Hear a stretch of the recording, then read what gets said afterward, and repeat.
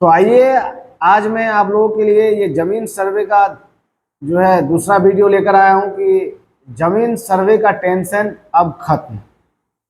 यानी जमीन मालिकों के लिए, जमीन रैयतों के लिए जो है जो सर्वे की टेंशन थी वो टेंशन अब समाप्त हो चुकी है।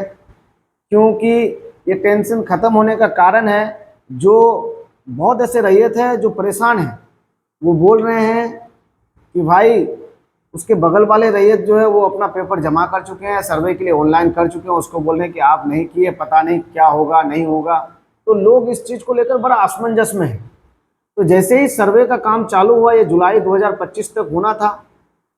राजस्व विभाग ने तय किया था कि जुलाई 2025 में हम लोग सर्वे खत्म करेंगे, लेकिन वो हो नहीं पाया क्योंकि लगभग 45% रैयतों का पेपर जब जमा हुआ, तो ये पेपर जमा होने के बाद जब पोर्टल पर चढ़ाया गया तो उसमें देख पाया, सरकार ये चीज़ देख पाई कि इसमें यानी आधा से ज़्यादा कुछ न कुछ त्रुटि है, यानी गलत है।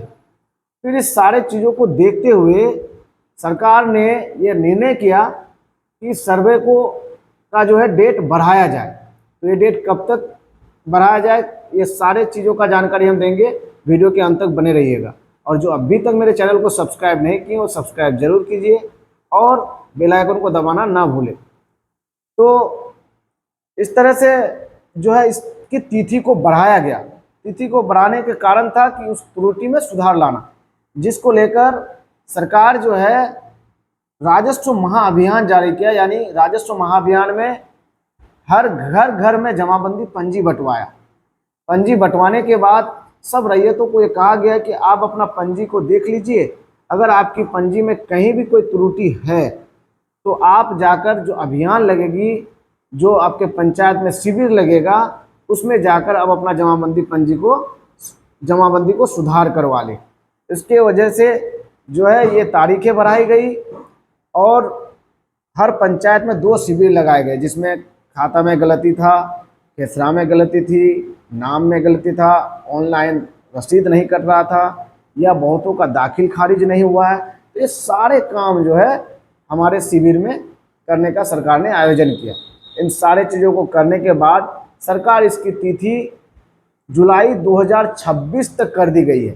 लेकिन बीच में एक काटा है, वो ये है कि बिहार विधानसभा का चुनाव आप लोग को पता ही होगा कि चुनाव यानी नवंबर, अगले महीने नवंबर में होनी है और नवंबर में ही सरकार का गठन होना है।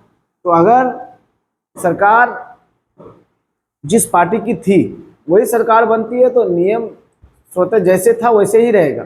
लेकिन अगर सरकार बदलती है तो क्या होगा, ये चुनाव परिणाम के बाद ही देखा जाएगा। तो आप लोग कमेंट जरूर कीजिए कि किसकी सरकार बनेगी, कमेंट का इंतजार रहेगा।